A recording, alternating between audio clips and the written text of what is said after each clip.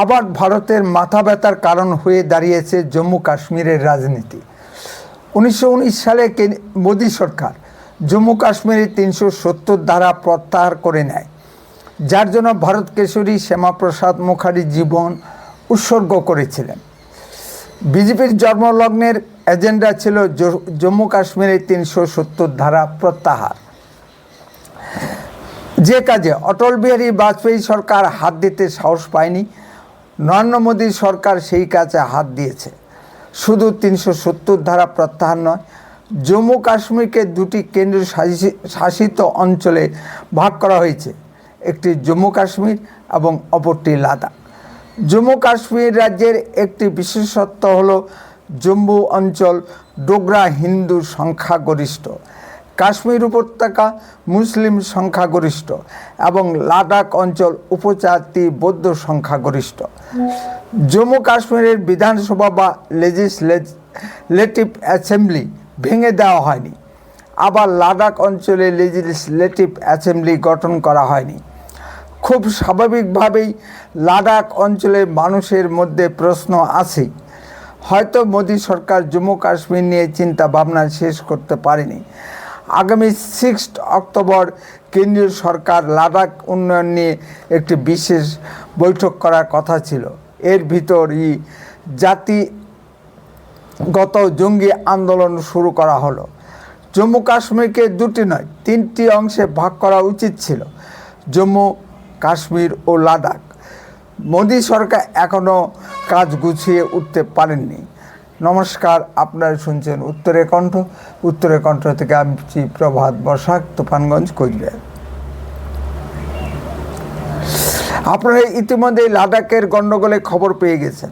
লাদাখের রাজধানী লে শহরের হিংসাত্মক জাতীয় মিডিয়া ও বিভিন্ন আন্তর্জাতিক মিডিয়ায় খুব গুরুত্ব সহকারে প্রচার করা হচ্ছে। ভারতের প্রধানমন্ত্রী মোদিজির বিরুদ্ধে আন্দোলন, সেটা আবার বিশ্ব মিডিয়ায় স্থান পাবে না, এটা হতে পারে না। এই আন্দোলনের দাবি কি? অবিলম্বে লাদাখের লেজিসলেটিভ অ্যাসেম্বলি গঠন করতে হবে এবং লাদাখকে পূর্ণ রাজ্যের মর্যাদা দিতে হবে। লাদাখের লোকসভার আসন একটি, 2টি লোকসভা আসন বিন্যাস করতে হবে।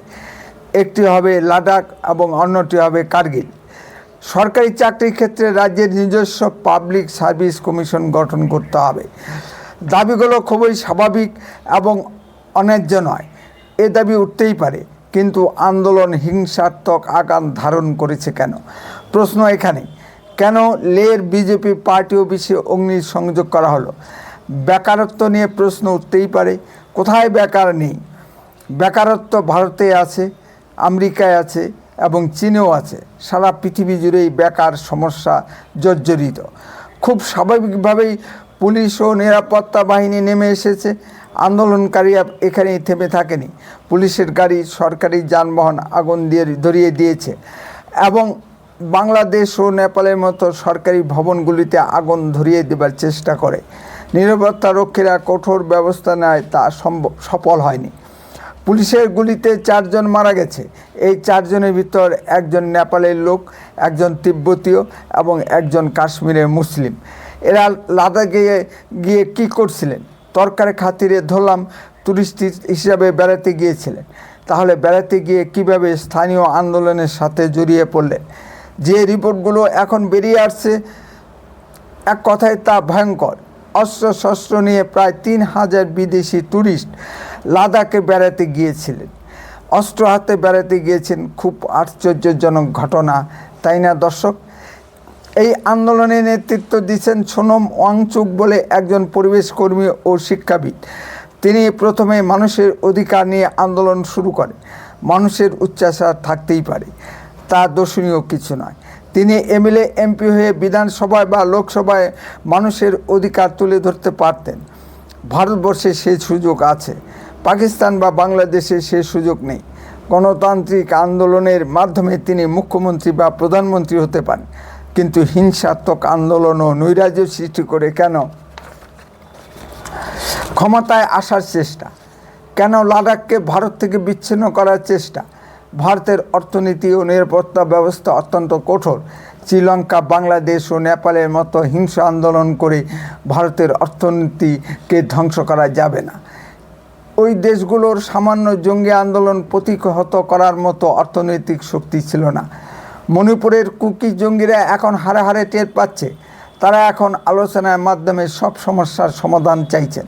এটা আবার বিদেশি মদতদাতা শক্তিগুলোর পছন্দ নয়। তারা আবার অন্য উপায়ে গণ্ডগোল পাকানোর চেষ্টা করছে।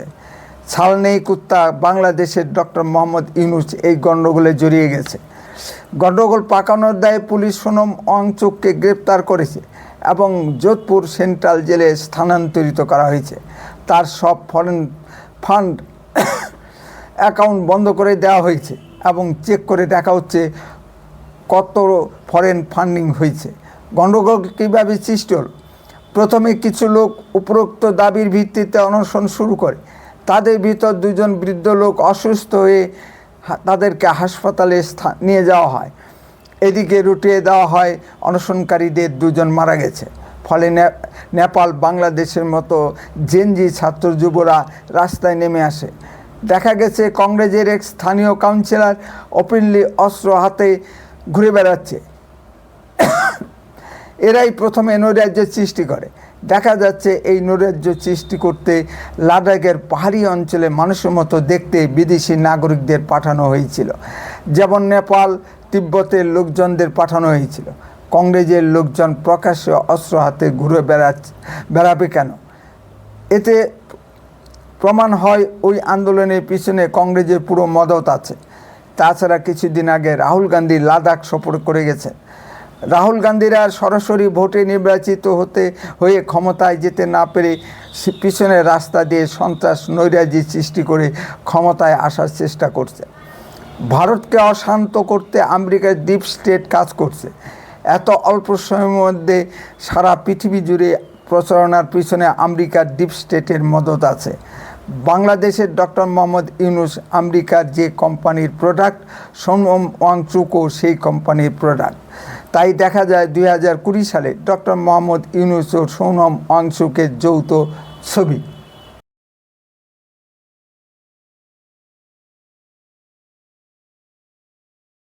তিনি বাংলাদেশের ডক্টর মোহাম্মদ ইউনূসের গ্রামীণ ব্যাংক ব্যবস্থা নিয়ে অধ্যয়ন করতে গিয়েছিলেন, যে ব্যাংকের কর্মকাণ্ড নিয়ে বাংলাদেশেই প্রশ্ন উঠে গিয়েছে।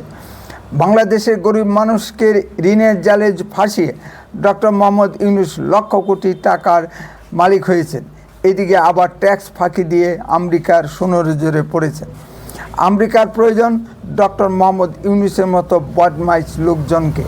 সোনম ওয়াংচুক এই বছর ফেব্রুয়ারিতে পাকিস্তান সফর করেছেন। আস্তে আস্তে তালেগুলে সব মিলে যাচ্ছে। আমেরিকার ডিপ স্টেট ভারতের কোথায় কোথায় গিয়ে অশান্তি পাকানোর চেষ্টা চালাচ্ছে। জায়গাগুলো একটু ভালোভাবে লক্ষ্য করুন। মণিপুরের খ্রিস্টান প্রভাবিত এলাকায়, পাঞ্জাবের খালিস্তানপন্থী শিখ প্রভাবিত এলাকায়, কাশ্মীরের মুসলিম প্রভাবিত এলাকায় এবং লাদাখের বৌদ্ধ প্রভাবিত এলাকায় হিন্দু সমাজকে দুর্বল করে দিয়ে ভারতের ভিতর ধর্মভিত্তিক অশান্তি পাকানো। সোনম ওয়াংচুক এক হিন্দি পত্রিকার সঙ্গে সাক্ষাৎ করে বলেছেন, কেন্দ্রীয় বিজেপি সরকার তাকে গ্রেপ্তার করতে সাহস পাবে না। ভাবখানা এমন যে তিনি রাষ্ট্রের ঊর্ধ্বে চলে গেছেন।